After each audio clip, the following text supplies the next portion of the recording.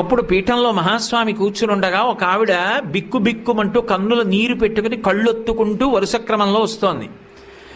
స్వామి చేత్తో ఇంత కుంకం తీసి ఆవిడ చేతిలో వేశారు.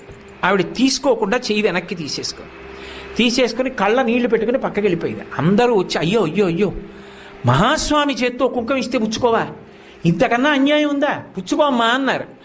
ఆవిడంది, కాదు, నా భర్త మరణించాడు, ఆయన శరీరం కూడా లభించలేదు, అటువంటి వాడికి ఉత్తరక్రియలు ఎలా చెయ్యాలని అడగడానికి వచ్చాను భర్త మీద ప్రేమతో, నాకు కుంకం ఏమిటండి.